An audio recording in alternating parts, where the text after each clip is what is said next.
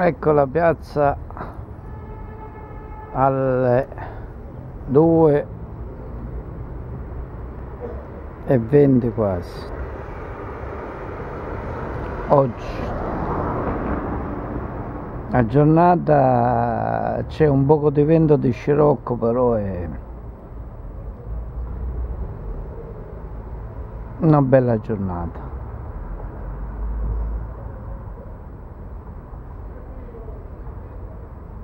Ecco,